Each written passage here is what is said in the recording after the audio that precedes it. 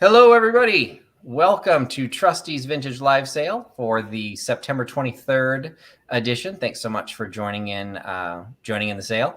And of course, I'm always grateful when Katie from Vintage and Vinyl can take time out of her schedule to join my live sale. So I've got my who will become the voice from above, but I've got my right hand, Katie, joining me tonight. How you doing tonight, Katie?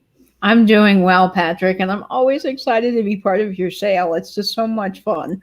Well, I'm honored that you participate. I also know you are very busy because there was another sale that you were moderating earlier today. That was a fundraiser, and I'm always, it's always great when the community comes together. So why don't you tell us? I think it was like the first half of a two-part fundraiser. So what was going on today? Yes, so we had a wonderful fundraiser for Jane over at Doggone Happy Vintage. Jane is a wonderful lady in our community that needs some help right now with some medical bills and so forth. And so we did a little fundraiser for Jane, and it wasn't so little. We raised $1,000 today in honor of Jane. So that was very, very exciting. So thank you everyone that came and helped and donated and was part of it, shared things on Instagram. And this will continue this coming Sunday.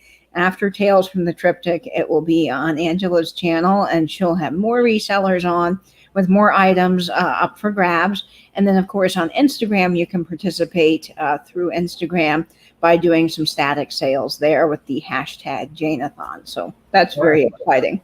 Now, I was looking to see, I don't think Angela's in the chat yet. What channel is she hosting it on? It will be on her channel, Dear Angela's Vintage. Okay. And deer is spelled like deer, D-E-E-R. Excellent. And then we can put into the chat, what was the hashtag that people should follow on Instagram? It's hashtag Janeathon. Is it Jane, like spelled out Jane and then thon? Yep, exactly. I'm adding it to the chat because I'm like, oh, I don't actually know what it is. Okay. So I added that in there. So that's great. So, and I know that ended just a few minutes ago. So I appreciate that you ran that for a few hours, and now you're hopping over here. And hopefully tonight will be a little bit of a quicker sale. Last week, thanks everyone for joining. If you were here last week, I left for a business trip right after the live sale, and I really didn't get a chance to do most of my invoicing. I got a little bit out that night, but for the most part, nothing got invoiced or shipped until the beginning of this week.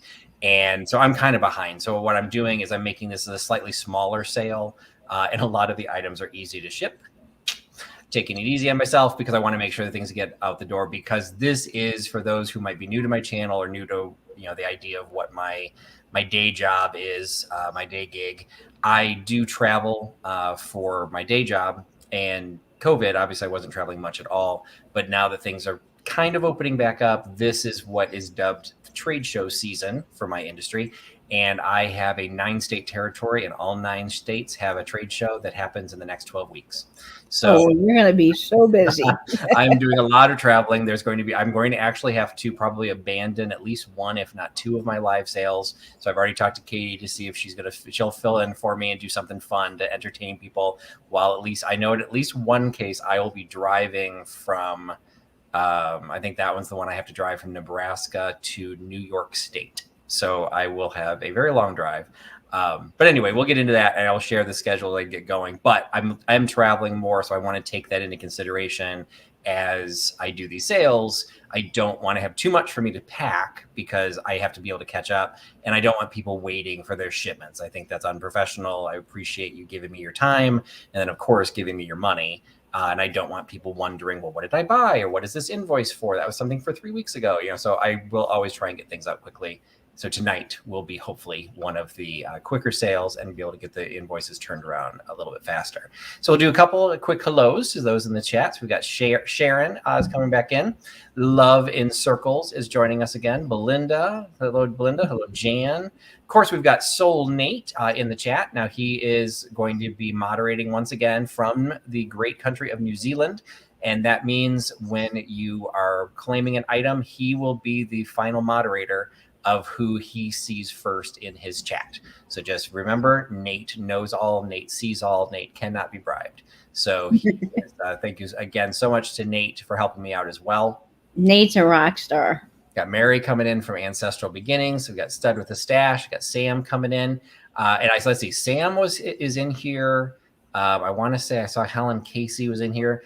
I just was telling Katie I hadn't been to the post office in a week, and I went and picked up, and they greeted me with this huge wheeled basket of just boxes upon boxes and boxes, and it was people sending friend mail / donations for the Just One More Dachshund Rescue. So thank you so much. So I know I saw Sam sent something. I know Helen sent something. Emancipation 300 sent something. Katie sent something. So, I mean, I know I've got a bunch of packages I have not even opened yet. I don't know if I'll do it as a live haul, or if it's for the doxies, I'll definitely want to showcase all of that. Because if you're new to this channel, and I do see a couple new names, if you're new to the channel, the Just One More Dachshund fundraiser will take place on Thursday, November 11th, at 8 p.m. That'll be during my standard live sale at this time. That we did last year, we raised $3,500. This year, we will raise $5,000, or that's our goal, is to raise $5,000. So we've had some people are sending me donations for items to be able to sell. Also receiving one of the grand prizes will be, we will do a drawing to win multiple grand prizes. One person will get 5 mystery boxes donated by different resellers. And I always want to make sure that they get recognition. So the Canadian resellers donating right now are Serendipity by Melanie, Aaron at the Collection Vintage, Vintagerous, and AJ's Julie. I need to write down the rest of hers. AJ, Retro and Vintage. Retro and Vintage. I need to write that in. From the UK, we've got DAM Jewelry, Dolores, as well as Shutterbug Vintage. And then locally, we've got Carolina Princess, Claudia K Vintage, Comfy Cozy Living, Crafty Jackie, Fatbird Finds, Kitschy and Bitchy, Corey the Thrifted Artist, Maria the California Thrifter, Reclaimed Treasures by Mary, Sammy's Unique Finds, Skunky Junk, Thrifter Junker Vintage Hunter, Thrifting Adventures, Thrift You, Thrill of the Thrift, Vintage and Vinyl, and Vintage Vinny. So we will be putting out information probably starting next month, where you can make donations, and for a $5 donation, you will get an entry for a chance to win one of 5, or you will get 5 mystery boxes as the winner. So a lot of things are also being donated. So there'll be a live sale. There'll be items on my eBay channel. So hopefully, we'll have a lot of participation in that. The other thing we're asking to do, if you want to participate in a small way, I picked up this little vintage, cheesy little recipe box. It's been painted with little veggies. If you want to help me fill this, you can be a reseller, you can just be a fan, you can be a dog lover, whatever you want. Go into the description of my videos, go into my channel, my about section, send me a 3x5 recipe card. I'm going to fill this box with recipes from the vintage community. Make sure you put your name on your card, and if you've got a channel or IG so you can be recognized. And then I will put this up on my eBay channel to go up for auction. So it'll be a chance to win a hopefully filled recipe box with recipes from the vintage community, and all that money will go to the doxies. So everyone can participate in a small way just by sending me a 3x5 recipe card that goes into the recipe box. I can't wait to add my great-grandmother's Scotch bread recipe to that book. Excellent. Yeah, I'm really curious to see what people donate. Now, this one can be any recipe, but if you're doing vintage recipes, also don't forget my hashtag Trusty's birthday party, October 12th. The challenge is it's a YouTube challenge. It can also be on Instagram. Go to my YouTube channel. You can see the details also on my Instagram channel.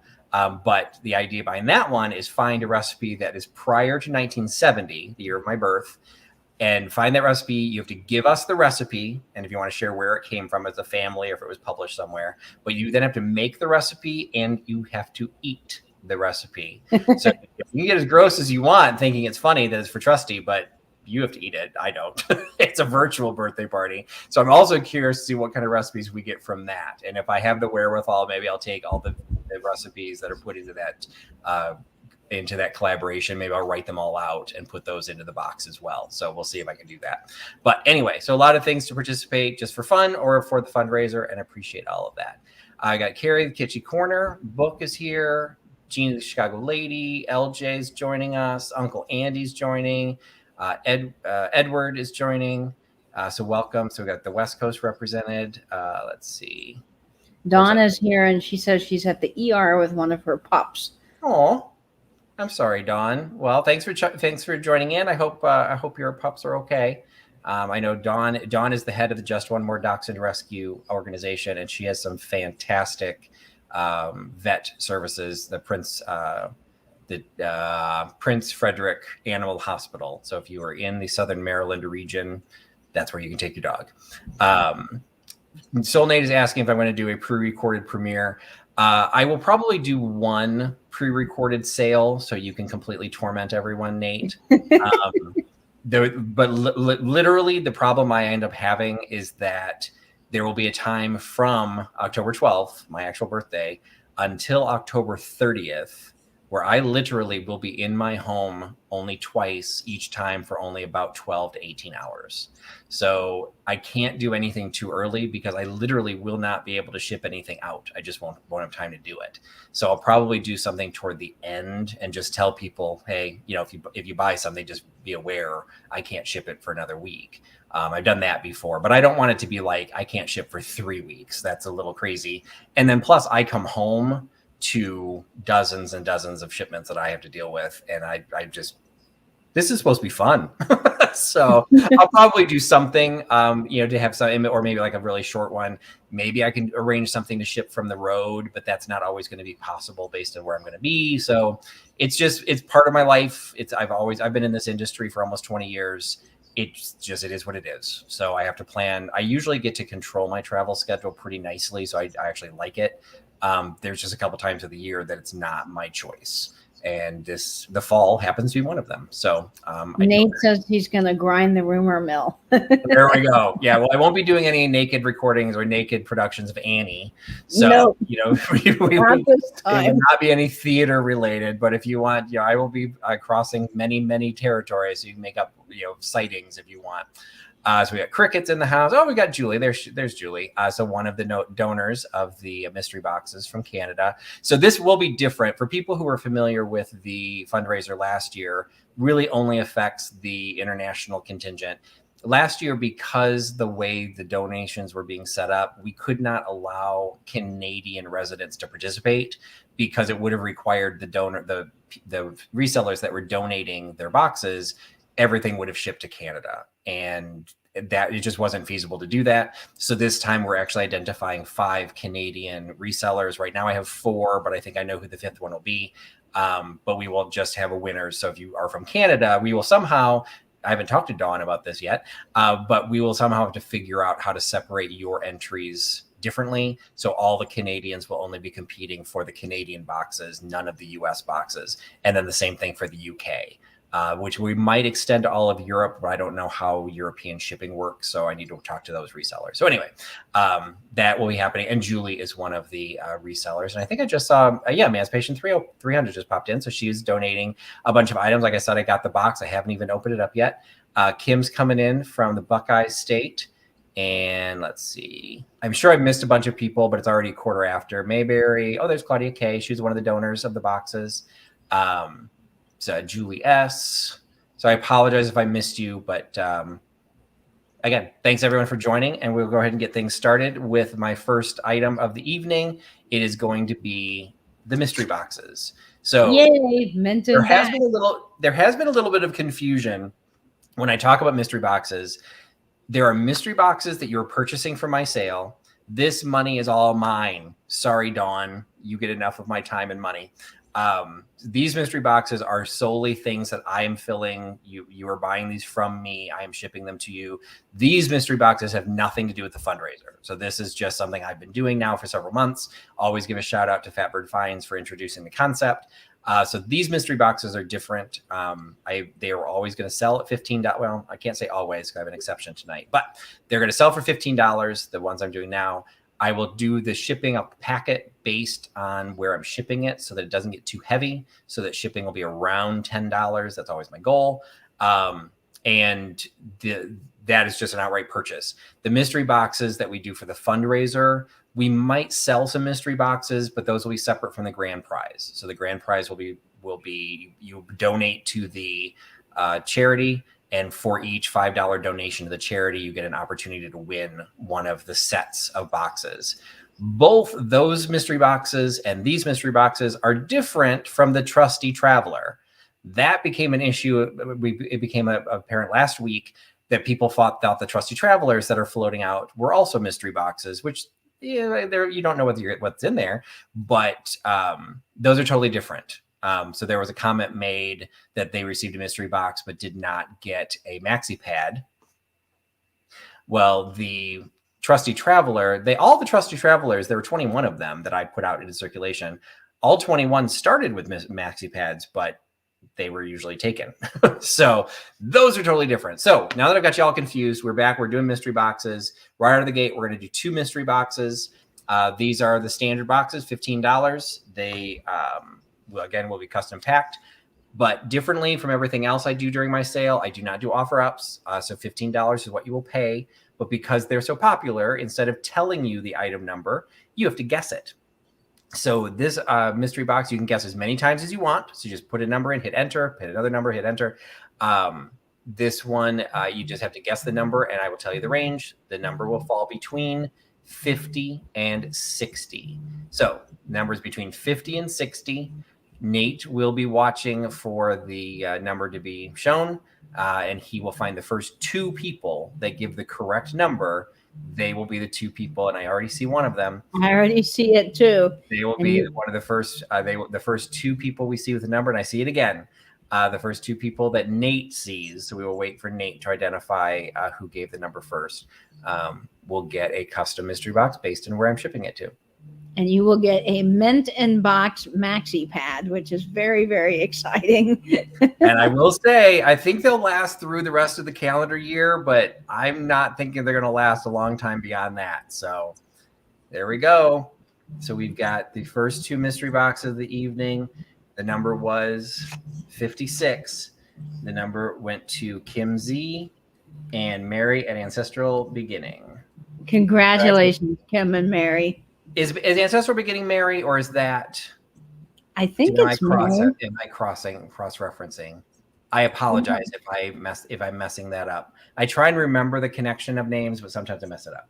I think you got that right, because I just learned Ancestral Beginning's name, and I think that is Mary, but I could be wrong too. Because I think her Instagram is MCM, which I just recently recognized was her initials. I thought she was Mid-Century Modern, and it was MCM that was actually her initials. So I think it's MCM Ancestral or something like that. Yes, she says yes, Mary. Okay, hey, I got it right. I was trying to remember, but trust me, I screw it up all the time.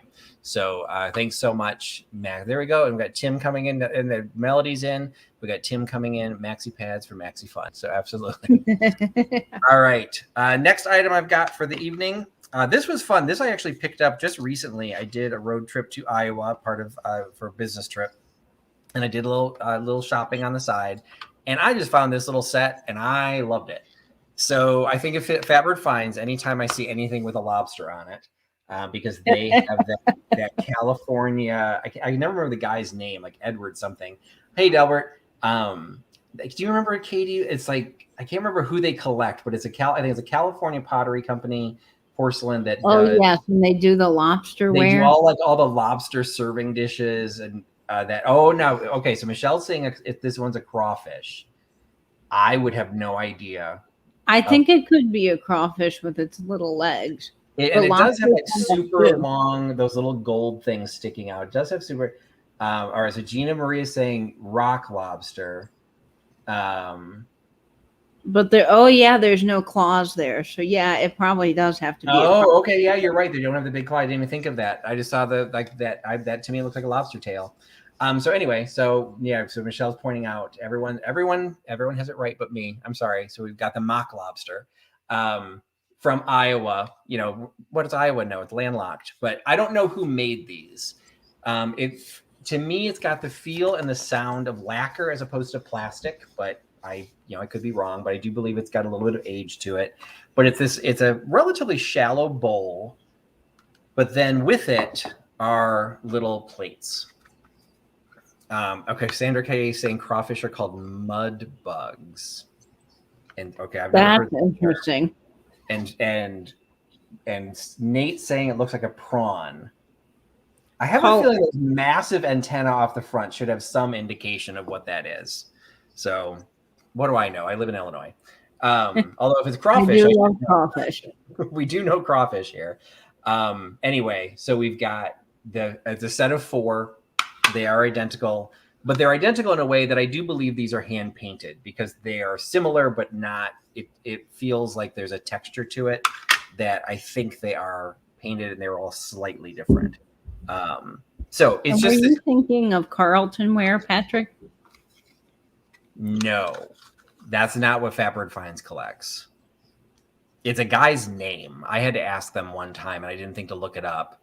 I want to say it starts with Edward, but it's somebody's. It's all porcelain, and there's like big platters, but those are actual lobsters because those have the claws, those have everything. So these would not be headed to Fatbird Finds. These would not be good additions to there, but they're very cool.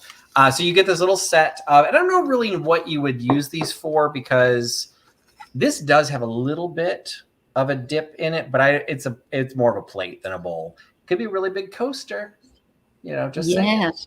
But I want to say it's probably like maybe a bread and butter plate, something along those lines. Or what I was thinking is this is a little small for a big salad bowl, but like, could this be a little small salad bowl? So I think it's really more of like for appetizers or something, like, these are like really big nut cups or something. I don't know.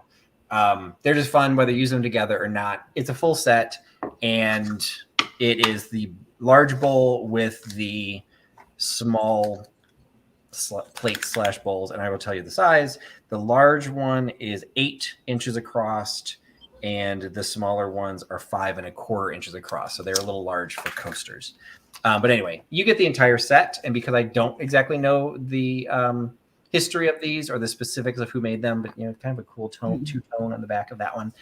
They're only $12. $12 for the full set.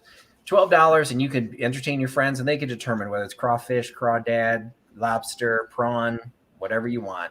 $12 by giving me number 17.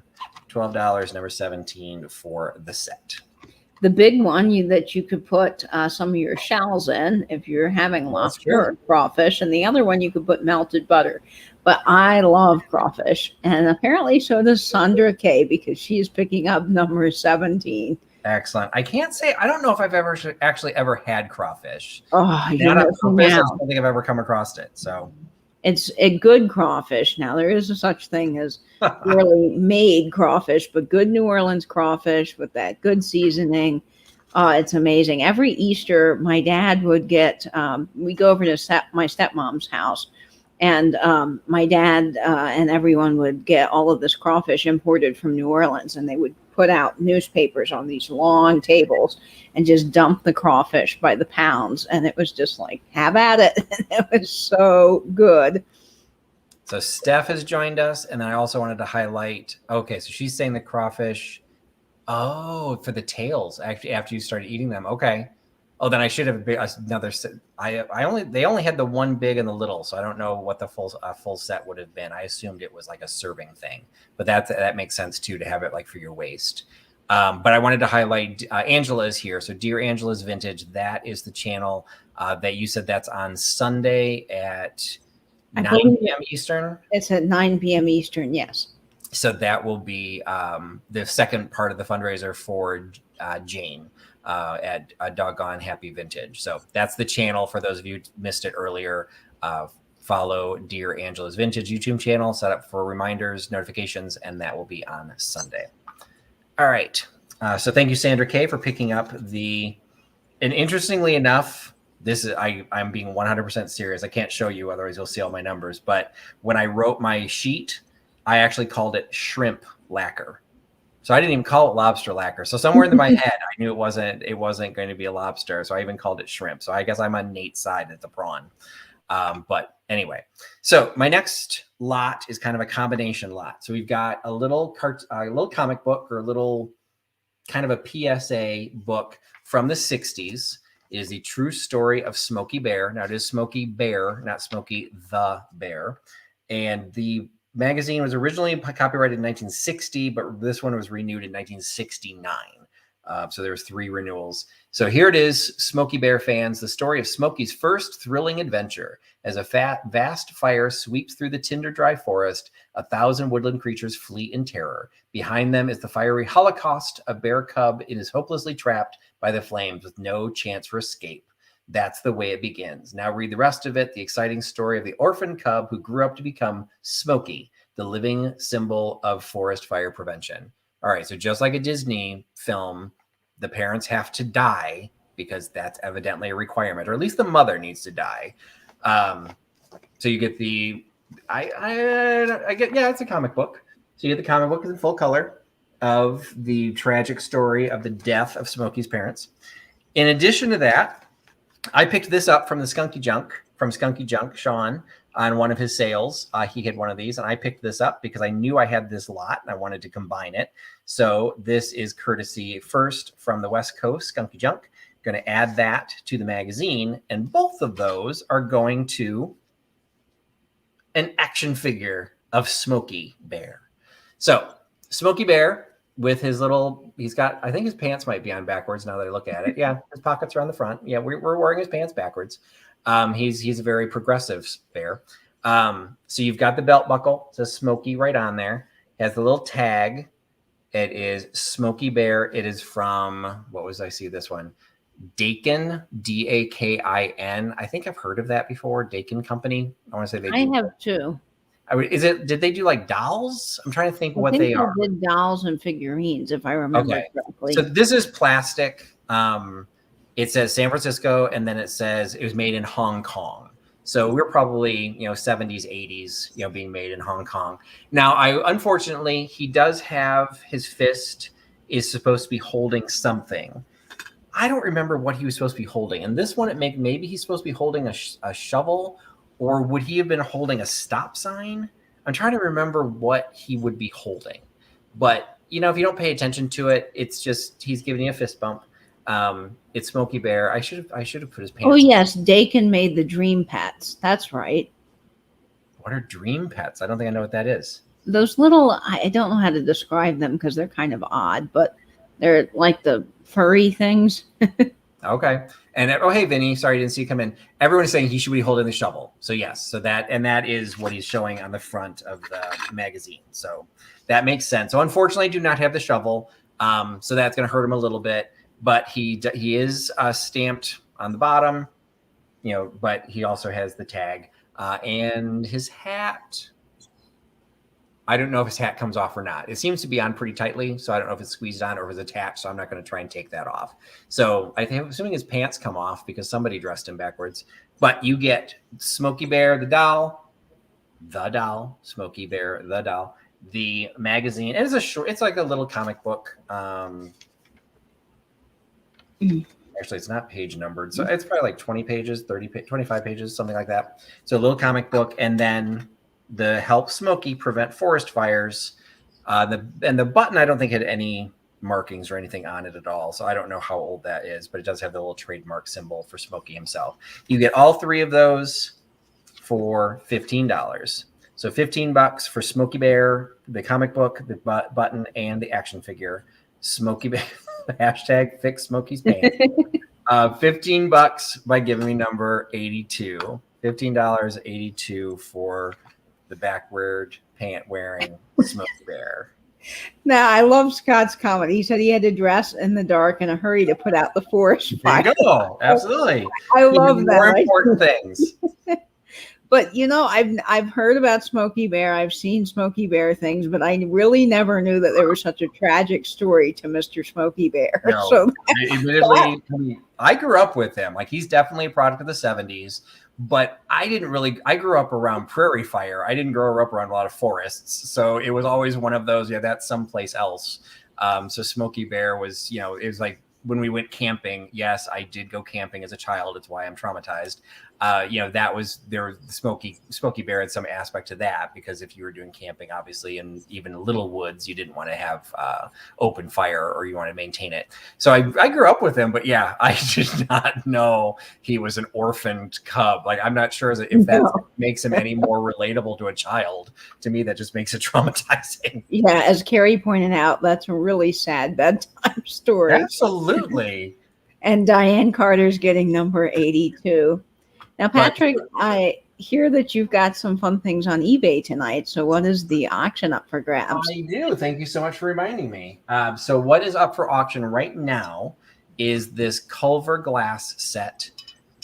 This is in the Prado pattern. It is a cocktail set.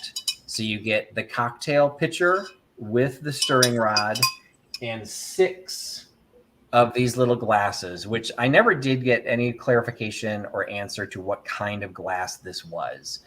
Some people said low ball, but then they said there's another version that is the low ball.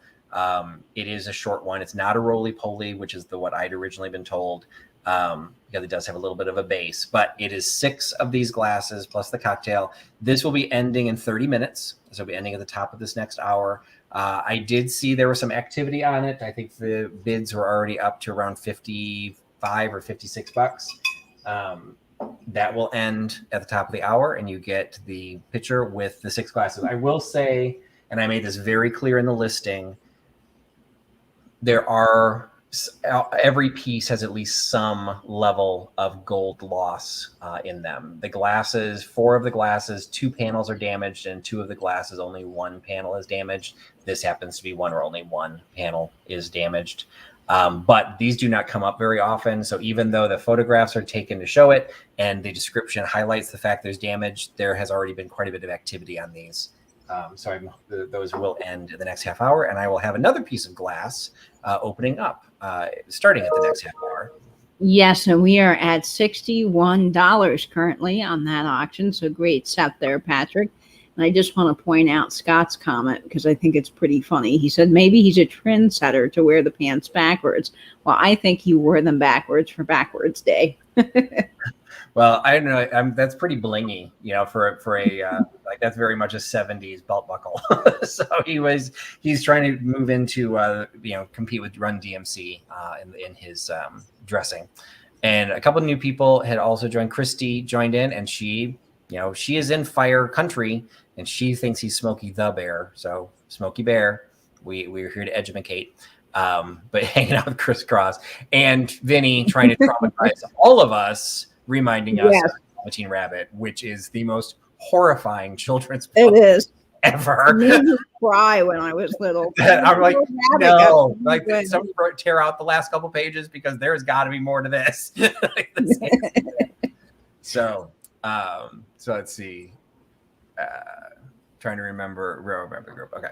All right. Next item. Can't be a Trusty sale without coasters. And these coasters are something different because they're massive. So these kind of like you want to live your boho life. I do not think these qualify as monkey pod. I think these are literally just wood. I don't know. Maybe Katie, maybe you could identify the grain. But that's a very interesting grain. It's lighter. Yeah, it's not dark enough to be walnut, but that's what I first thought. Yeah, I was going to say walnut, but it's not dark enough for that. They're relatively lightweight. They are all stamped Japan, so I don't know if that helps indicate the wood. But they're just little snack trays with the coaster built in. And as Melody is saying, they are not monkey pod. I don't really handle monkey pod that often, but the handful of time, it's a much smoother surface, and those are much lighter weight. But the set of 4 is not particularly heavy, so it's not going to be expensive to ship. But I unfortunately just don't know my grains. You do have some beautiful spalting on the side of the one that you showed at the beginning, which is just gorgeous. Okay, well, I have no idea what that is. So what did I show? The first one. Yeah, see the line in the first one? That's called spalting. Okay, we're all learning something tonight. That's what happens when sometimes there's some water damage and rot in the wood, and it creates those beautiful lines. And in Southeast Asia, they allow the trees to actually spalt on purpose on the forest floor.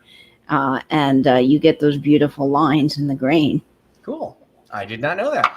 So it looks like that one is the only one that has the cool spalting, although this one has what looks like maybe a smoothed out, that might have been a knot or something that they had just kind of sanded down a little bit. So, hey, Kelly. So this is my coaster edition for the sale this evening. It is a set of 4 of these mystery woods. Each one of them has the Japan back stamp, and they've got the little cork inserts for the actual coasters.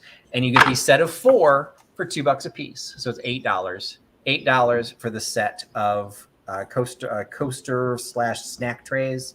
$8 by giving me number 77. $8.77 for the set of 4. So did you see Scott's suggestion? I don't even know what that is. Yeah, it very well could be, Scott, because that's about the right color, I think, for that kind of a mulberry wood there. Like this Yeah, is tiger oak, and you can see how much it compares to that. yeah, it's definitely got a really nice grain. I'm holding it against this, but I don't even know what kind of wood that is either, so that probably doesn't help. Yes, and it's called spalting. I've heard you say the term before, but I don't think I ever knew what it was. One of my favorite woods is spalted tamarind. You guys can give that a research after the sale is over, but it's just beautiful. Excellent. I don't see any takers on those. Yep, that's quite all right. So we'll throw those in for later. All right. Next item. I did a haul a little while ago that was covering some cookbooks. And recently, I think it was this, I want to say this last trip, the trip to Iowa. And yes, Sam, land of, live free or die. There can be fun in Iowa. So I was in Iowa. I actually went to Amana Colonies. I'll have that video we'll be posting within the next couple of days. Some great antique shops. I picked up some great items for myself as well as for the live sales. And this was one of them. So first I had gotten the recipe book or the cookbook. So the cookbook recipe book that I have here, I did not showcase this during the haul video I had, because I couldn't really figure out the era. It doesn't have a copyright in it. I personally was not familiar with Spry. Have you heard of Spry? No, that's new to me. So it has the can on the back, so it's vegetable shortening. So I guess it's like predates or maybe at the same time as Crisco. Some of the images made me think 30s, 40s. I think 40s with that green color, and look at the lines on the Spry can. Yes, that's a good point. Well, look what I found. I found a Spry can. So I had the cookbook, and I didn't know what I was going to do with it other than obviously sell it. But then I found an actual vintage can of Spry. Now, it has some issues. Yeah, obviously, a lot of the labeling, it's lithographed, printed right on, so it's wearing off. This is not a paper label; it's peeling. At least I don't think it is. No, it's not. But you can see the mirror image, is showing through of the little chef. But you've got guaranteed purely vegetable, contains no animal fat. So the first vegan Crisco. So net weight 1 pound. It does not have the little key opener thing, but I think that's what that would have held. So the lid just it does kind of sit in there. It's in pretty good condition inside. There's not a lot of oxidation on the inside. So I just thought these needed to go together. So I just thought it's kind of a cool little rusty, crusty, and dusty. You get the little can, and then on top of that, you get the cookbook, which actually shows recipes using the vegetable shortening. Now, I probably do all these recipes. You want to do something for hashtag Trusty's birthday party, you could just use Crisco. Because I don't think Spry is still on the market, but it did get the Good Housekeeping seal of approval. So this is a lot that's going to give you the cookbook plus the can for $12. So $12 for the cookbook and the can, $12 by giving me number 28. $12, number 28 for the combo cookbook and can. Man, that can is awesome, Patrick. I just think the graphics are to die for. And, I see. Let's see what Nate says here. Always got to wait for Nate because there's so many people coming in at one time. And we've got lots of folks in that. Yeah, looks like that was a little popular one. It sure was. And yes, number 28 goes to Found again. Kelly, thanks so much. All right. Thank you, Kelly. Thanks so much for joining the sale and for picking that up. And adding a vintage cookbook to your collection. So thanks so much. Let's see. Next item is this one actually did show in a haul video. Or no, I think I showed this in my Instagram post. So this was a piece of ephemera that I had picked up also on this last trip to Iowa. And this is a 1966 Christmas giveaway from Brayton Chemicals. So you've got some late mid-century modern, you got 1966 Christmas cheer, compliments of Brayton Chemicals, their information in Burlington, Iowa. It is after 1963, so you do get the 5-digit zip code. They are fumigation, service, and supplies. So nothing says Christmas like fumigation chemicals. And inside are just some fantastic graphics. So we've got the charm of Christmas is the joy of brightening other lives. And then you've got a little introduction. You've got Christmas quotes. You've got a Christmas quiz. Okay, so we're going to do a quiz. Katie did not know this was coming. So here are a few familiar phrases from Christmas literature. Can you tell the source of these quotations? Ooh. Not believe in Santa Claus? You might as well not believe in fairies. Oh, I don't think I know this one. Yeah, well, this is the downside of being from 1966. I've never even heard the book. Is There a Santa Claus by Francis Church. So let's see. Okay, this one should be a little bit straighter, easier. It was always said of him that he knew how to keep Christmas well. Okay. You'll at least have heard of the book. You don't necessarily know. And we're talking about Fred. Oh, yes. From Christmas Story. Christmas Carol. Christmas Carol. Yeah. So we've got Charles quiz. Dickens' We've got Christmas puzzles, unusual terms, some poetry. Got a little single panel comic. Oh, honey, you shouldn't have. You gift wrapped all the Christmas bills. And let's see. Art of Receiving. So you get a story. From all of us to all of you, best wishes for holiday season that lights up your hearts and homes with love and laughter. From Brayton Chemicals Incorporated.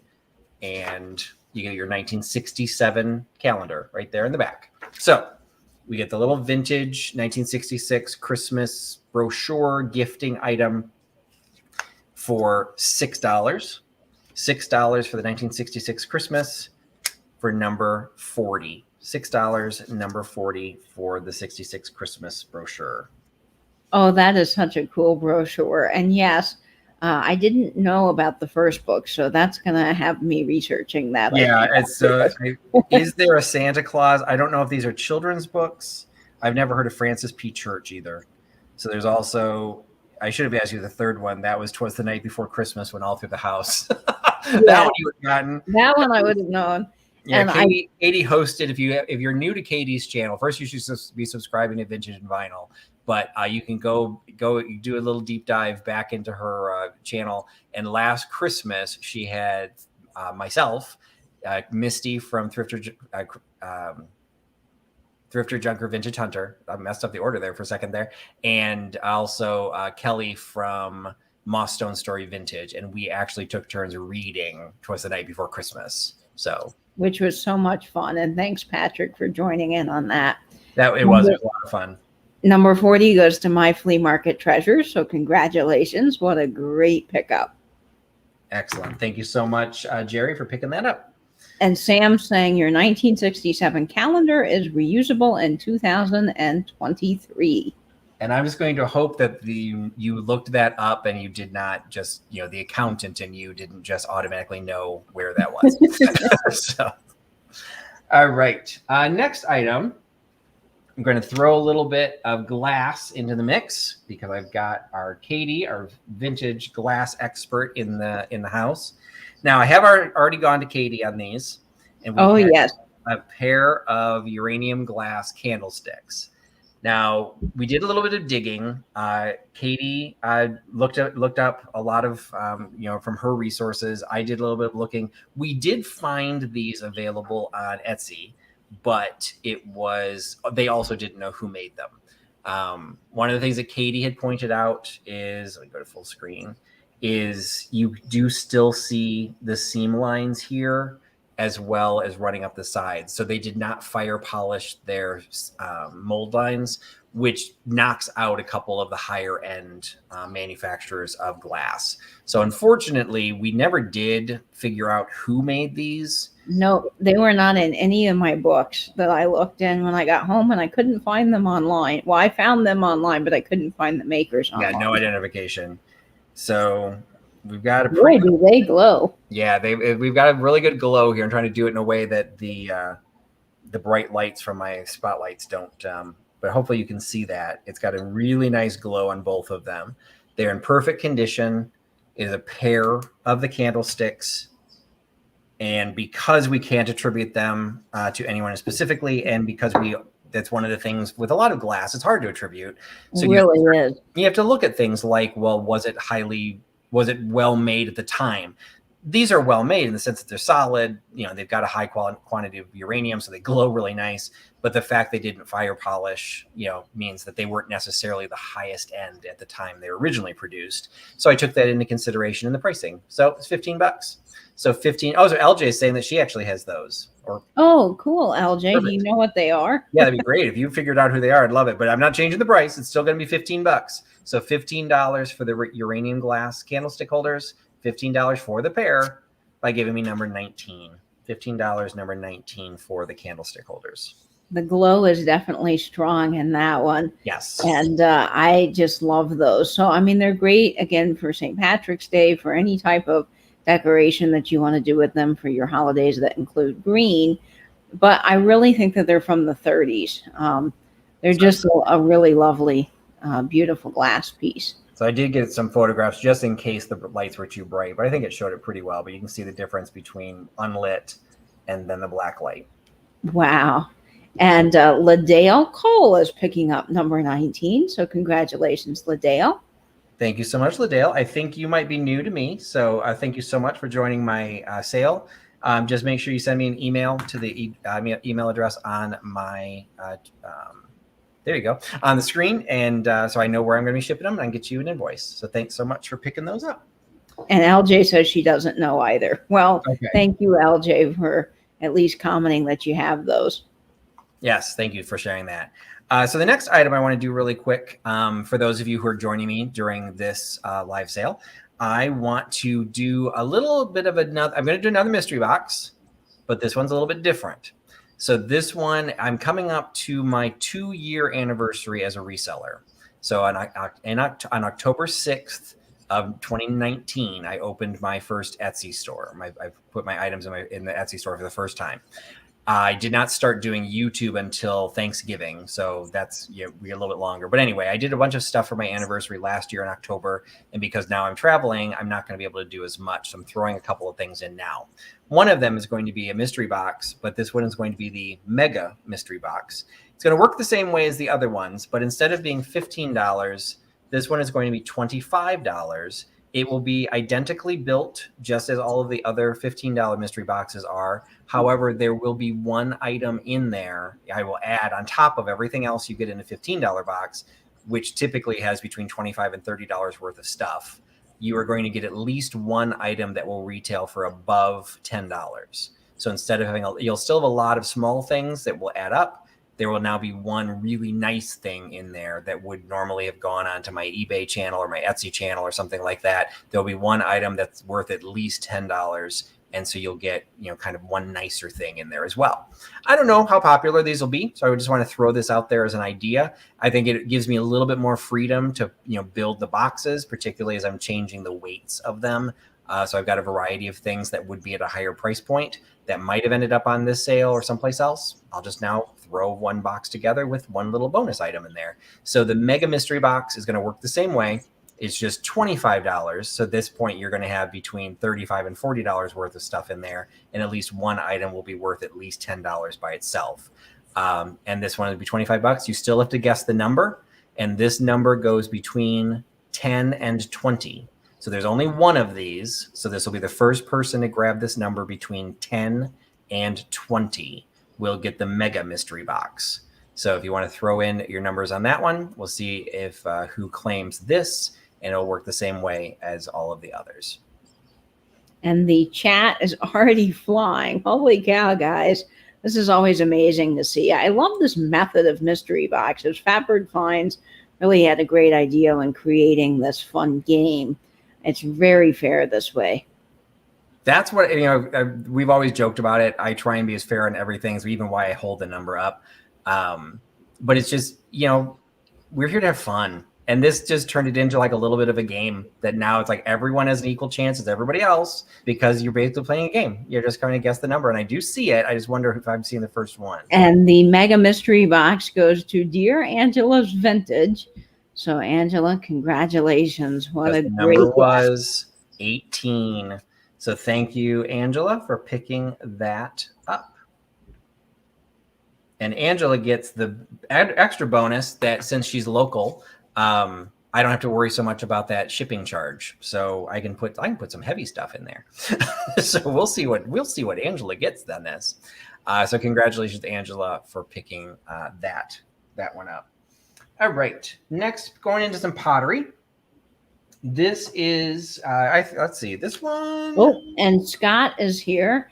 He says he thinks those green glass candlestick holders you just showed might have been number 2000 made by Central Glass Company. Well, that's thanks, Scott. That is excellent. Yeah, we did so Katie and I did find them with this stem and with this style, and this is paneled. We did find that, but the people that we found them listed, they didn't know who they were either. So no. Excellent. Scott should have been my go-to. Katie's always a nice go-to for glass. I should have thought the minute I've got something in uranium and green, Scott would be the go-to person. Yeah. So much. Scott knows a lot about some of those more obscure glass companies. And Scott is at Old Curiosity Shop. So if you do not follow his channel, you should definitely do that. What I love about his channel, just as I love Katie's channel and Nate's channel, it's all about education. You're always going to learn something when you watch one of his videos, and that's what I love about the vintage community. We're learning from each other. So thanks so much for sharing that, Scott. All right. So the next item I've got is some Mexican pottery. This one does not happen to be signed. It's signed as Mexico, but it is not given any additional information on the region. So I don't think I saw Debbie in the chat from our Vagabond Travels. I know that she's kind of the expert in Mexican pottery, but I felt that this had the same look of some of the pieces that she has collected and that she showed in some of her videos. Another channel that you should be following for education purposes. She did a pottery tour while she was in Mexico of the Tonala region. So it is signed Mexico, but it does not have the region built into that. Are you more familiar with the Mexican pottery, Katie? A little bit through Debbie. That video you mentioned is just fantastic. I learned so much about Tonala. Yeah, this is not something that I add to my personal collection, but I always love pottery and I love to be able to make it available. I thought this was a sweet little piece. It is a small vase that is, get you the height here really quick. It is 4 inches tall. So a 4-inch little bud vase, decorated primarily on one side, although there is some decoration all the way around. Perfect condition, no chips, no cracks, for $10. So $10 for the Mexican pottery. Yeah, I like the colors on it too, Sandra. And it's got the little bit of the glazing at the rim that dripped down. So I like that little drip glaze accent on the inside as well. So $10 for the Mexican pottery by giving me number 7. $10, number 7 for the blue and brown glaze pottery. What I love about that piece is you have the beautiful blues and browns, and they're that high gloss glaze with the matte. It just really is a gorgeous look. Angela's saying she'll take that in her mystery box. Yeah, that's definitely Angela's style. Oh, okay, good to know. So yeah, she likes all the boho and butterfly things. Oh, Steph, that's Debbie at RV Vagabond Travels. All right. Next item I also had in my Instagram feed. And this is, again, just one of those, got to love the vintage community because, well, and I also got to love Google Lens because, let's be honest, that's how I first figured out what this was. So this I picked up also on my trip to Iowa. This is a paper mache style. I don't exactly know what that is, but a paper mache style Halloween basket that I couldn't decide when I purchased him whether he was a cat or an owl. And so I posted that on onto Instagram, and universally it came back that it was an owl. So yeah, so Kelly's saying owl, Scott saying it was an owl, Carrie, the owl expert, said it was an owl. But doing a little bit of digging, what I found is this is actually a Department 56 version of the vintage style of Halloween baskets. What I never found though was this color. I found the one with had the little moon up at the top. That one was a little bit more glittery. This one is a little bit duller. And that one was more of an orange, where this one clearly is black. So what I don't know is, there you go, Stacy, it's a cat owl, because I could see this going either way. Now, when I did look up Department 56, once I recognized what this was, there were people also calling it between a cat or an owl, but the cat ones had like a really big smile on them that the owl ones that this style tended not to have. But I still never did find this color. But so I don't know if this was made in this color or if somebody tried to doctor make it darker. I don't know. I think he's got a great little vintage look to him. I don't exactly know how old these are. But it is Department 56. So we're not talking about a 30s, Halloween basket, but these are really popular, particularly this time of year. And I figured this was the best time to sell them because that was when I picked him up. So I'm turning him around as whatever you want to call him, but I think everyone's now saying it is a Mr. Owl, and Mr. Owl is available for $20. So $20 for the Mr. Owl, Halloween basket from Department 56, $20 by giving me number 58. $20, number 58 for the Department 56 cat basket. Or I said it was cat, owl basket. Well, Department 56 makes a lot of really good items, and that is just a nice piece for Halloween. And I really do think that he's an owl. But again, he could be whatever you want, and you can put cats next to him. So, and you can make your people vote. If you had kids and you wanted to put candy in it, and you come to the door with your candy and you ask the kids, what do you think this is, owl or cat? Those are cat ears, and the little diamond or the little triangle would be like a little cat nose. But the eyes, I think, are what screams out. Very owl. So yeah, and it's got the beak. I just like it. Anything like that's going to give you that much conversation. I think it's fun to have. It certainly is. And Celeste in Texas, you are getting that cat owl number 58. Congratulations. Thank you so much. And it looks like we've only got a couple of minutes left on the auction. So again, the cover, you can follow the link that Nate has been dropping in the chat. It looks like it's popped up to over $100, which is what I was seeing, the rare cases they were available. That's what I was seeing they were selling for. So looks like there's some popularity there. Yeah, 21 bids, and it's now up to $111. So people love the mid-century modern. And that is a really cool set that you found, Patrick. Very hard to find. Very happy to find that.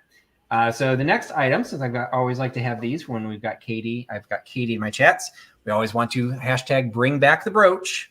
And absolutely. This brooch I could not pass up. It is a porcelain brooch, which I do not come across very often. And it is in the style of a floral bouquet. It is signed, and I didn't ask Katie on this one if she knew this one, but it's very clearly signed. I was not familiar with this name, but it's John Anton, and it's bone china, and it's made in England. So it's very nice. It is very clearly marked. It is entirely made of porcelain or bone china, with then the pin back attached to the china. And it is in pristine condition. There are no chips on the flower petals. There's no chips on any of the leaves. The color is just, there's that beautiful blue along with the yellows and the pinks. It'll go with just about anything you're wearing. I have not heard of that particular maker, but man, that is just gorgeous. Yeah, it's always fun when something is very clearly marked like this. At first, it was rare to have someplace that big to be able to mark. Usually I'm sitting there with a loop trying to see what it says. And this one screams, look at me, I'm from John Anton. So it's a beautiful piece. I had the opportunity of picking up two of them, but the other one had one of the petals was broken off. So, that's what happens with things like this. So this has been kept in beautiful condition and is an absolutely beautiful brooch. It is made in England, and it's $10. So $10 for the porcelain or the bone china brooch, $10 by giving me number 81. $10, 81 for the bone china brooch. That is a really high quality piece. I mean, you can just tell the way that they've done the bone china, and the glaze on that and the back is really great quality. And I'm going to wait for Nate because Yeah, that was a popular one. Popular item. Okay. Now, and actually get a chance while he's identifying that. Why don't you show off your brooch today? Because you've got a very unique style of brooch that I just love those. I love these two, Patrick. This is actually called a shoulder brooch, and this is a leopard, and he has green Jimmy eyes. I don't know if the eyes are going to show up, but he does have green Jimmy eyes, and you wear him over your shoulders. So there's actually 2 pins, and the nice thing about him is he is articulated, so he does move. He's all jointed. And then there's his little tail and his legs. So if you can see, his legs are going up and down. So you can wear the tail like that, or you can curve him around, kind of, depending on how you want to be. But he is just fantastic. I love him. These are pretty good brooches to be on the lookout for. What era would you say that's from? Because I've seen them in the 40s, but is that one that old, or is that more of an 80s style?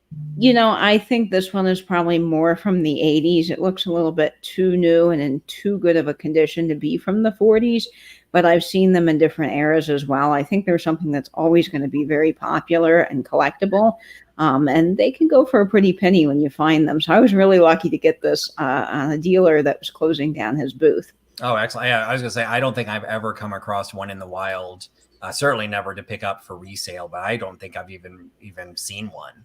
No. Yeah, so you're getting a lot of praise from Stacy and from Roxana. Scott saying you've got the best brooches. LJ loves your brooch. I just wanted to showcase that one. Well, thank you so much. Did have a taker. So number 81, the porcelain brooch went to Steph Sells Stuff by the Seashore. And I got that one right. So that's a hard one to do. Yes, I have to make sure I read that one out. And the item sold to somebody with the eBay buyer name of Sanlo. And we appear to have an issue with the my next item going up. So let me make sure I didn't screw it up. And I'm looking to see if anybody here in the chat is claiming that eBay auction. Yes, if you happen to have the word Sanlo in your name, that is. I see lots of people coming in, but I certainly don't see anyone by that name. So it might be a different bidder there than we have in the YouTube chat. But this is a great item. I must have done something wrong because it is. I don't show that my next item is live, but I'm also not seeing my draft. So let me see one more time. Oh, and I think Sandra K is claiming that. Let's see if that's correct. Oh, there we go. It is live now, Nate. If you can check again. Sandra K is the eBay winner. Congratulations, Sandra. Thank you so much, Sandra. And so I can combine that because you will end up paying for the shipping for a fairly large set. So it's going to have to go in a fairly large box. But if you also bought those lacquer dishes, those are very lightweight. I hopefully could be able to get them all in the same box for the same price. So that's always the benefit of buying multiples. You kind of spread it out. So hopefully you won't have to pay any additional shipping charges if I can slide those prawn dishes into your box. So thanks so much, Sandra K, for picking that up. I'm going to make that note so I don't forget. And the item that went up next is also glass. It is, I don't know if Scott is still in the chat, but this would be right up Scott's alley because these would, do you know what this is, Katie? Yes, that's a carved flower vase, isn't it? It is. So this is a car vase it's from Cambridge Glass. The story behind this is actually ideal. I did a video, it's posted into my YouTube channel, of the Cambridge Glass Museum. On the same trip, the day after I visited the Cambridge Glass Museum, I went to an antique shop and they had this and did not know what it was. And I recognized it as a piece of Cambridge glass. So it was perfect timing that I have this. And what's most important is it does include the hanging bracket. A lot of times you can get the vase by itself, which would still have some appeal because you would be able, there's a lot of the modern candle holders that have the rings that you could just slide that in. So there's, you can still do it that way. but this is set up to have, you would mount this onto the dashboard of your car, one of those big fancy cars where the chauffeur sits outside in the rain and you're in the big cavernous back compartment. And it does need a little set screw. I did not include that. But that would be a standard item that you could just add on your own. But you could choose to just display this on its own in a ring, or just as a piece of art glass sitting on its side. So this is what's up now. Hopefully Nate will be able to find the link to it. And that will end next Thursday during my live sale next week. So that is what is up next. And I just found the link and put it into the chat. So hopefully Nate will be able to get that there. Excellent. All right. So moving from glass to paper, I absolutely love these. If I wanted to start a new collection, this would be what I'd be starting them in, because I didn't even know these types of things existed. This is a little paperboard ice cream container for Polar Junior. And ice cream containers in of themselves are the coolest collectible item, because they always have cool graphics on them. Sometimes they look like carry-out food containers. Sometimes they look like cottage cheese containers. They change shapes and designs and graphics throughout the years. And this one is just a super, super pale pink with a yellow, just a great combination. It does not have a zip code. It has, I think that's the phone number, that it was Madison 008, 0093 or whatever that says, 89. Because this would have been a local item. It was manufactured by Home Packet. So it does have the information of who manufactured it, but it was printed with the local, for the local Holbrook Ice Cream Company to use as the distribution. Now, let's just like show something in comparison. It's smaller than the MaxiPad. So to me, a little ice cream. Yeah, I'd need like 8 of these to even make a dent. So I'm not sure if they were just, they were rationing. I don't know why. This wouldn't even be worth a take home. Like, I'd probably leave this much in a bowl when I'm done. But it is absolutely adorable. It's got some great graphics on it. It's got this cute little polar bear in the mountains up there in the corner.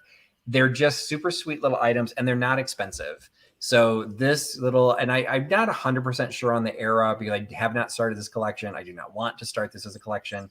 And I only saw Delbert's comment that this was a chick magnet. I'm assuming he's talking about something else. So although, you know what, this could be a chick magnet. It is a cool ice cream container, and it's $6.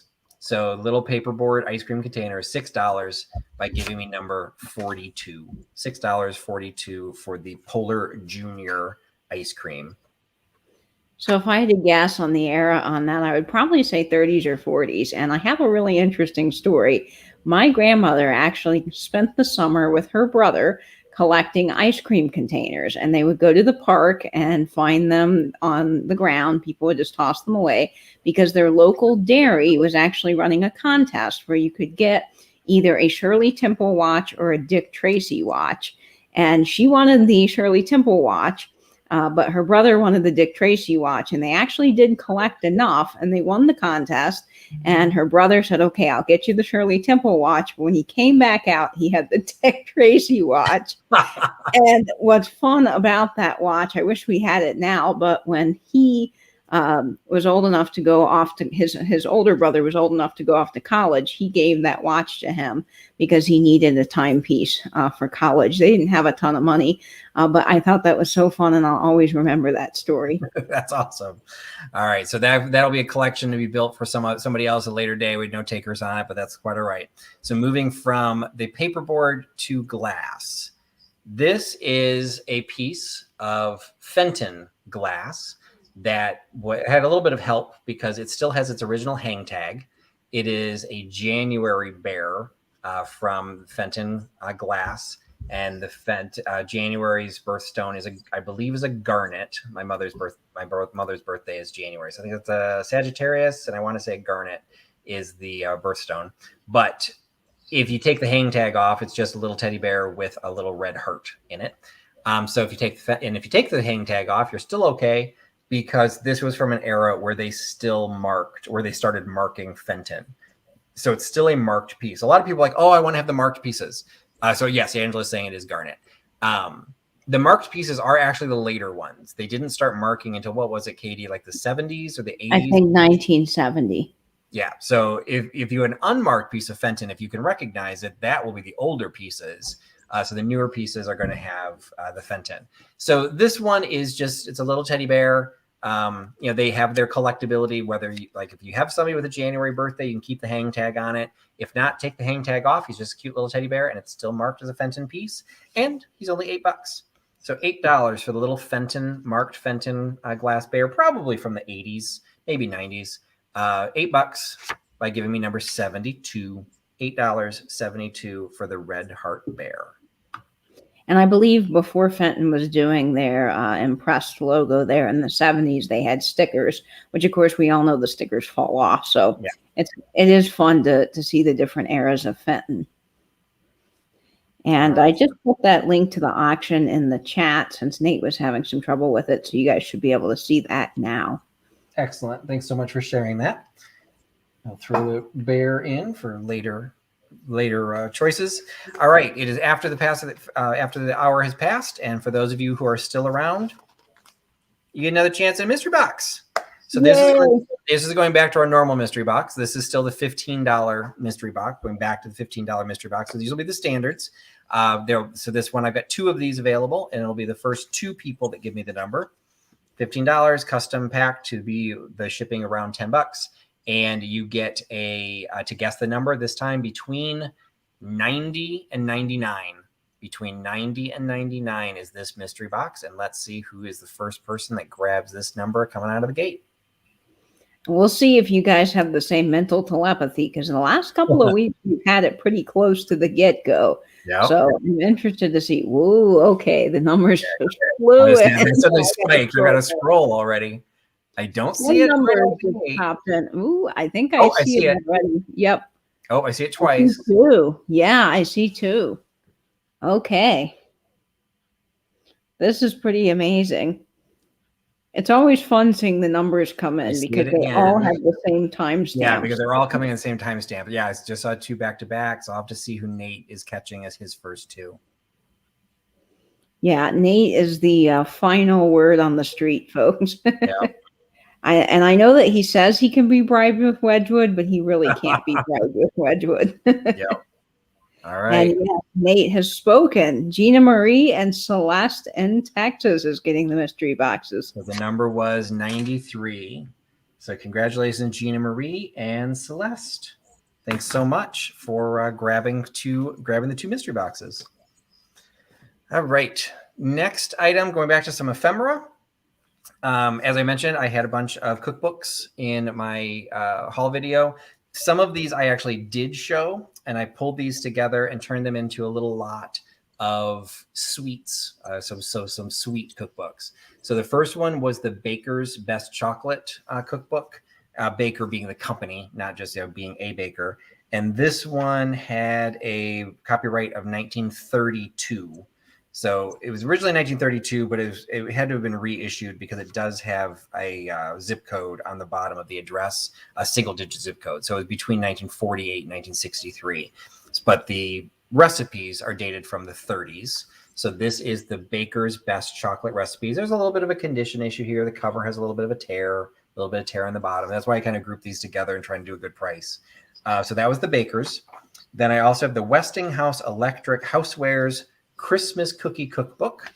This is just a little thin cookbook that I don't believe ended up having a copyright on it, but based on some of the illustrations, I would have put this one in the 50s, maybe. What do you think, Katie? Yeah, to me that looks very 50s, or even a little bit maybe into the 60s. Very possibly going into the 60s. That star in the front. Oh, okay. Yeah, to me, not that star, but yeah, more that starburst. To me, that's okay, like that more like kind of 60s. All right. Starburst versus 50s starburst, but 50s or 60s. And then we've got the Betty Crocker chiffon, that this one had the copyright of the 40s. So this one is a cake recipe and secrets book.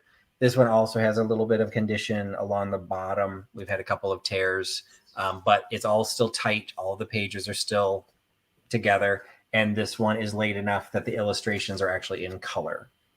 And there's quite a few recipes in here, but they're all for the sweets. So you got the cake, the cookies, and the chocolates. So you get 3 vintage cookbooks, all predating my birth. So all qualifying for recipes you can grab for for hashtag Trusty's birthday party. And this lot of 3 cookbooks is only $10. So $10 for all 3 of them, $10 by giving me number 41. $10, 41 for the collection of sweets cookbooks. Now, what I like about these is they actually don't have any Jello, so they pretty much are going to be pretty delicious. You don't have to worry about any of the strange ingredients in these. They'll be safe for consumption. And Scott was saying he was just listening to an old Betty Crocker radio show. Oh, how fun. Cool, Scott. I'm wondering how you're listening to those, because I would love to be able to get that programming here at my house. And I'd also be interested in how a baking show is done on the radio. So if they have to read out the recipe or how they would actually, do some of the cooking. So inadvertently, I ended up quite a few Christmas items in my sale tonight. And this is one of them. This is the tag is partially removed on this one, but from what I know about the tags that I've seen in the past of this style, it is a Roman collectible, probably from the 80s or 90s. It still has the Marshall Fields price tag on it from when it would have been originally sold for $45. So would have been a collector, one of those collector's items. It's that very, very pale with the blue on there that Roman was pretty much known for. They were mimicking a little bit of the Yadro, a little bit, of that look, the blue and the white. So you can see at the bottom, for those of you who are familiar with the different tags, you can see the bottom of the R, and you can see in the blue shield at the top, you can see the scroll of the curve of the R. So it's made in Japan. It was Roman China. And, if you know Roman, they do, and they also do a lot of religious oriented pieces, like First Communion pieces, things like that. And I've had a couple of the communion pieces of Roman that I've sold in the past. So this is the Roman Nativity in an absolutely perfect condition, no chips, no cracks. And I just left the original price tag on there because that's how I got it. So you get the original Marshall Fields price tag that made it originally available. And you get the Roman Christmas Nativity with the creche for $15. So $15 for the Christmas creche, $15 by giving me number 38. $15, number 38 for the Roman Christmas creche. And I always like when things have the original price tag, because I just think it's so interesting to see what things would have sold for and at what department store, because that's just always so interesting. And what you could have done with that $45 back in the 90s and what it would be worth now. Yeah, that was college fund. It was stuff like this, Norman Rockwell, David Winter, Precious Moments. That filled my house, filled our curio cabinets, because that was going to pay for my college. Yeah, that didn't happen. And I see Lynn Fogel picking up number 38. Congratulations, Lynn. Awesome. Thank you so much, Lynn, for picking that up. And we've already got one bid on the carve haze. That's awesome, Nate. Fantastic.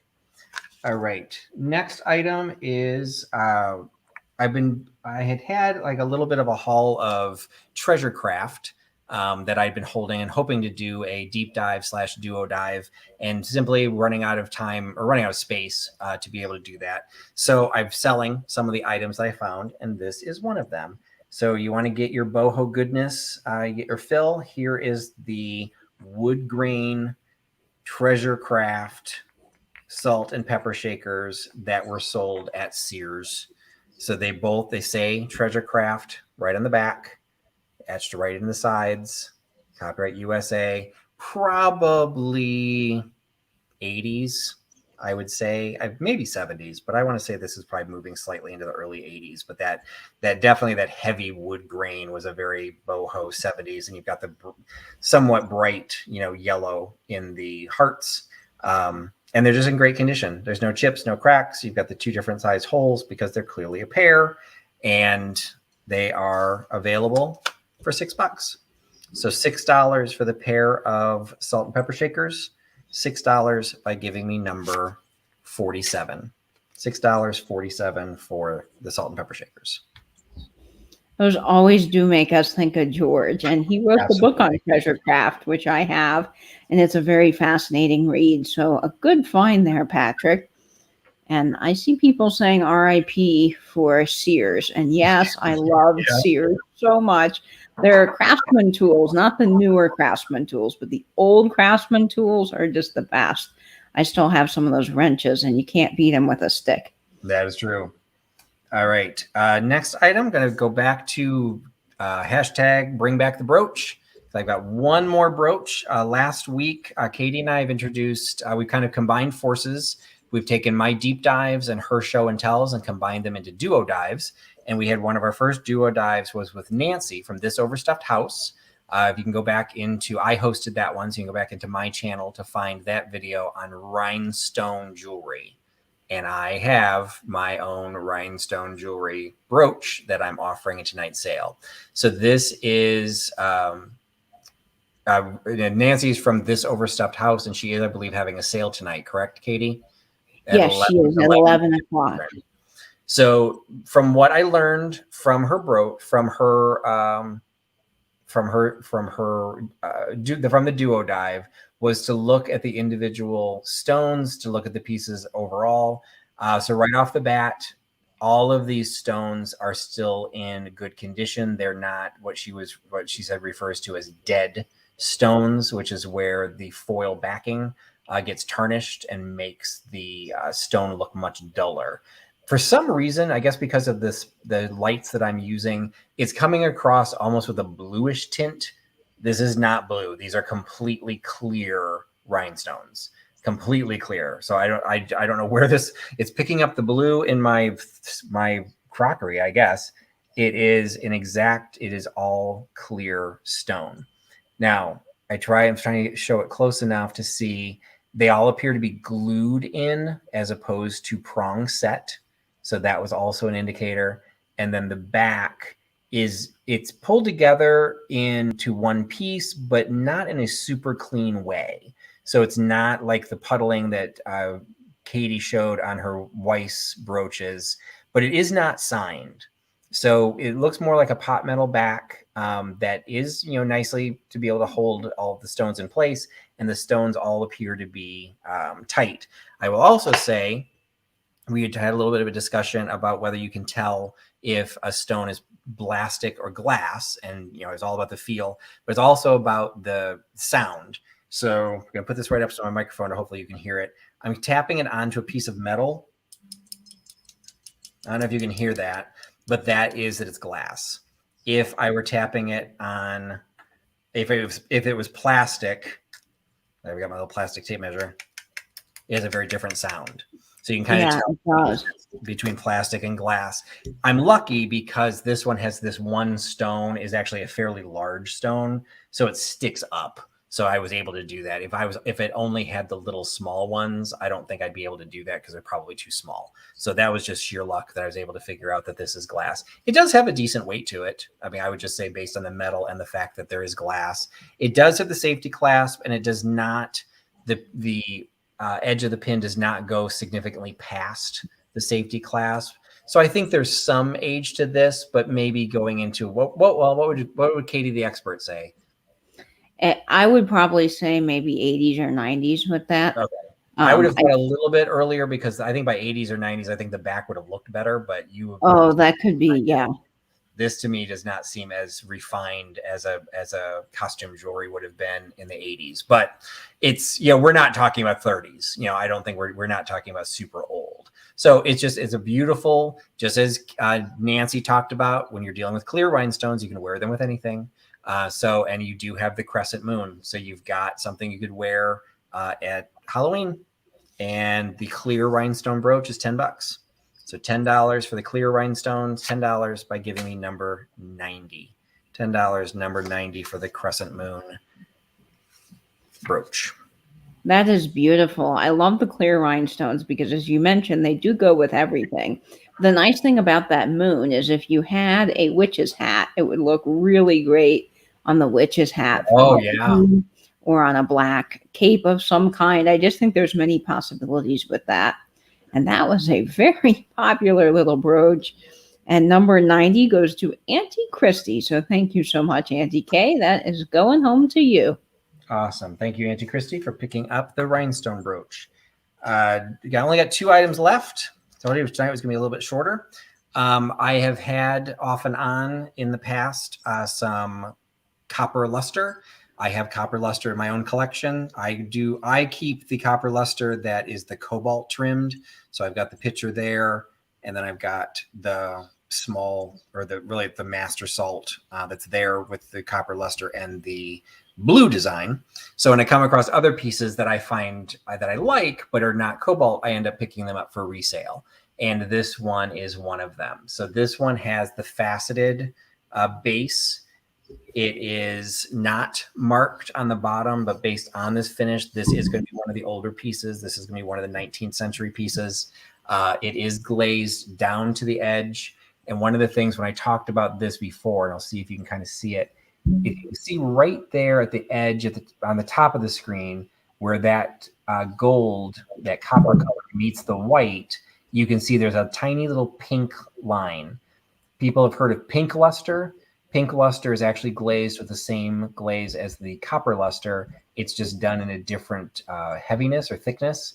And so you can see that's where the pink luster came through. So it's just like where it kind of over sprayed. So if you like pink luster, copper luster is related to it. Now, I love the copper up against the wood, up against my piano, up against my 19th century stoneware. But copper is also one of those great autumnal colors. You've just got, and it's a fairly decent size. It's it's fairly large. It's actually would be one of the largest ones I would own if it were done in blue. It is a little over 7 inches tall. So it's a pretty decent size, what would have been a water pitcher or a milk jug.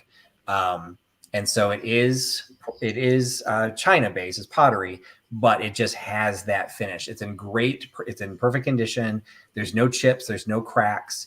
There's a little bit, it's great vintage condition. So there's a little bit where some of it's been rubbed a little bit to show its age, but you're not dealing with anything major, and certainly no cracks or anything that you'd have to worry about. And it is fully glazed on the inside. So if you wanted to use this as a water, to hold flowers, you could use this as a functional pitcher. And actually, just recently, I did have this as a functional pitcher. I actually had flowers in it. So this is a copper luster, 7.25 inches tall, and it is $15. So $15 for the copper luster. You get it by giving me number 67. $15, number 67 for the copper luster. Somebody's saying there's a spider on it. Well, it does sort of look a little bit. It's only got 6 legs though, so it's a little off. But yeah, there's one on each side, so it's like it's supposed to be part of the flowers. But yeah, in the right mindset, that does kind of look like a spider. And it's a really nice size. I love the idea of having this as a centerpiece on your Thanksgiving table with flowers and maybe some faux pumpkins coming out of it. It would just be really lovely. And Calypso Cat is picking that up. So thank you so much, Cat. Sorry, clicked on the wrong person. 67 goes to Calypso Cat. So congratulations. And then the last item that I have for this evening's sale is also an item that I had put into my Instagram feed. So as a thank you to those of you who've stuck around to the very end, you get dibs on the 1966 Better Homes and Gardens Christmas Idea Edition. This is in absolutely pristine condition. Wow. The spine looks like it hasn't even been cracked. It's absolutely fantastic condition, front and back. And inside are some of the most mid-century modern kitschy decorating ideas and craft projects that you can imagine. So you've got all of the little straw pieces that you can make. It's gonna be hard for me to show this, but we got the instructions of how to do the paper ring garlands, how to make stockings. There's some awesome pictures in here I should have flagged. There's some awesome pictures of actually decorated Christmas trees. So you've got some dolls that you can make. I'm going to see if I can find, there's a tinsel decorated Christmas tree that is just beyond, it's beyond anything you could think of. The showcasing your Christmas cards, just check that out. Just the way they did that with the gold ribbon against the greenery. That's just something you recreate today and no one would even notice. And you could do it right alongside your Brookline chair. Oh, look at that. Check out the Barca Lounger in that absolutely phenomenal green brocade with the tufted back. Let me see if I can find the Christmas trees. This is just amazing, Patrick. So much eye candy. It's just an absolutely like these Christmas editions. I guess they just did them every year because I've had them before. I've never had the 66 one. And it's just a time capsule because it's like, I'm sorry, you probably didn't see that many places after this because this is like, yep, that's 1966. We're going to make a little rick-rack and little yo-yo button tree. This happened to be my personal favorite. Check that out. Oh, look at that. Like a little stained glass. And that's the nice thing about these magazines is you can use them as a reference guide too for when certain products came out. So we're straight like this to me is more of almost 50s because this is just like this is what the white Christmas tree looks like in the movie. Look at that popcorn. Yeah, it's just all of the tinsel, live Christmas tree. Just that, I mean, you wouldn't be able to recreate that today. We don't chop down trees like that anymore. It's an amazing piece. So it's the Better Homes and Gardens Christmas Ideas 1966, party plans, door, wall, and table adornments, gifts and greetings. The side, this is Better Homes and Gardens Christmas Ideas. And then there are ads throughout it. So you've got a Kodak ad on the back. So that is a 1966 Christmas Ideas. And as a little treat for those of you who stuck around, I got a good price for it. So I'm offering it a good price. It's $12. So $12 for the Better Homes and Garden Christmas Ideas book. $12. Get your keyboards ready. $12. Refresh. Yeah, refresh. $12, and you get that by giving me number 3. $12, number 3 for the Better Homes and Gardens 1966 Christmas Ideas book. Man, oh man, Patrick, is that just phenomenal? It's probably my favorite thing that I picked up in Iowa, and I picked it up. It probably should have gone onto eBay or Etsy. Probably could have gotten a bigger price on it.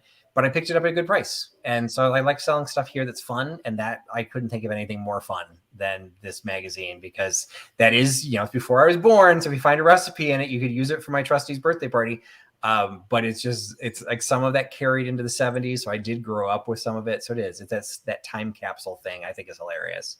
And yes, that was a popular item. Number 3 goes to Mayberry Caboodles. Congrats. All right. And Christy's asking where you ship from, and that would be Illinois. Yes, I'm based outside of Chicago, so it's usually not too bad. By far, the most expensive place I have to ship to is the West Coast. I can ship to Maine and New England and Florida. Florida actually gets a little pricey, but those are by zones are still relatively close. It's once I hop the mountains, it gets pretty expensive. But it's all based on weight and based on size of the box, and pretty much nothing I had tonight should be like overkill and the weights of what I'm shipping. And I'll do my best, like I said, to combine shipments, things like that. So, all right. So that was everything that I had for the sale. So I think I captured it all. There were a handful of things that did not sell. Did I miss? Did the cookbook lot sell? Did I miss that? No, the cookbook lot did not sell. Okay. So just, checking to see. So what's still left for those of you who may have joined late, what's still available is the Mexican pottery vase, the cookbooks, the ice cream box, the treasure craft salt and pepper shaker, the Fenton bear, and the wood coaster and the wood coasters.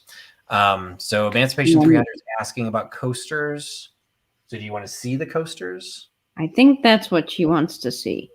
Or she maybe been asking. I think she joined late, so she's probably like, "Wait a minute, how did you have a sale without coasters?" So I did have coasters.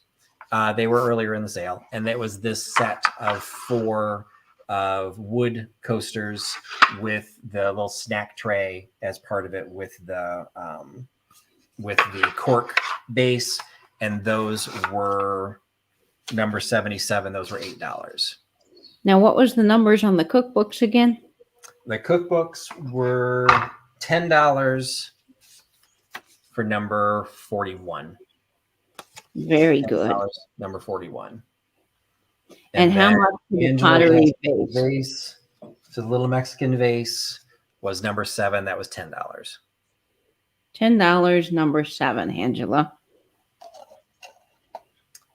So thank you so much for everyone hanging out. And as I mentioned, Nancy at this Overstuffed House will be having her live. I think it's a live sale tonight, or even if she doesn't do a sale, she'll usually do like an unboxing. She'll have something on her channel. And Angela is picking up that vase, number 7. Thank you, Angela. All right. Thank you, Angela. I'll add that to into your mystery box. So thanks for picking that up. So definitely check out Nancy later tonight. What do you have coming up on your channel, Katie? Well, I've got a fun friend mail Friday tomorrow, so I'm going to be unboxing some friend mail. That will be, I believe, at 6 p.m. Eastern, so stay tuned to my channel for that. And then, of course, this Sunday, we've got Tales from the Triptych. Of course, that's going to be on Patrick's channel, but that will be a lot of fun on Rookwood Pottery, so you want to tune in at 8 p.m. for that. And then, of course, some more fun content coming on later next week, and we'll announce that over on Instagram. All right. Sandra K is asking for the coasters. So thank you. I will add that to your shipment. And again, probably if there's any additional cost in the shipping, it'll probably like $1. So since you're already paying for all that glass to ship, the coasters are pretty lightweight. So excellent. And the Triptych, for those of you who are not familiar with it, just as a reminder, so the Tales from the Triptych is a brand new programming that was created, just started this will be the 4th. Yeah, the one coming up will be the 4th because we've had 3 already. They rotate between Katie, Soul Nate, and me. So last week was Soul Nate's, and I will put out a plug for Nate's. One, it was absolutely fantastic. He did it on certainly was on English silver. But the reason I'm highlighting it is because there was an issue. There was a video that he showed in the middle of his triptych, his tale, that included I'll just say it included a program that ended up shutting down the video. He got a copyright claim against it, but because these videos are designed to be educational, he filed a rebuttal against that, and they recognized that what he was showing was educational video. It was absolutely fair use, and they reinstated the video. But if you had tried to find that video over like a 2 or 3 day period, it was missing. So it is back up. I think it went back live last night. So if you don't subscribe to Soul Nate, first of all, you need to do that because he will be hosting another one in a couple of weeks. We're rotating between the 3. But if you were looking for the last one, it was gone for a while. So it's back now. Make sure you watch it. It was great.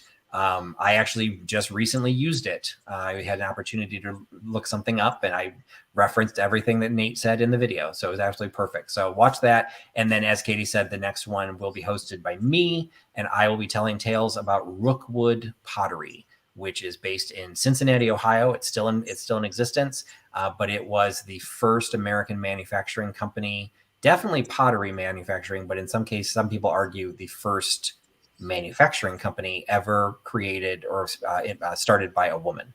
So I will be talking all about that and doing a tale from the triptych on Rookwood Pottery Sunday, 8 p.m. Eastern on this same channel.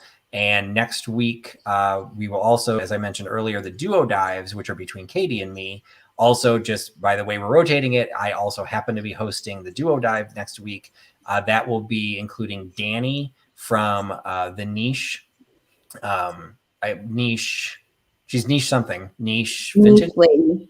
Niche Lady. She will be our guest, and we will be doing a duo dive on glass. So definitely you want to follow that as well. That one will happen to be on my channel. So that's what I've got coming up. And then next week, I'll have another set. So next week, we'll also be on the road. So for those of you who like my Trusty's road trips, I will be doing it from a hotel room next Thursday, which means I bring very small, lightweight, and many times flat things to be able to sell. So it's always kind of interesting to see what I can include in a sale when I'm on the road. So I will be on the road next week. You will have my sale next Thursday from a hotel room, from a location yet to be determined. So, but I will be on the road. So thanks everyone for joining. Thank you so much, Katie, for your help tonight. Again, thank you, Nate, for helping in New Zealand. I really appreciate all of you joining and putting your trust in Trusty Huckster. Have a great night, everybody. Talk to you again soon. Bye, friends.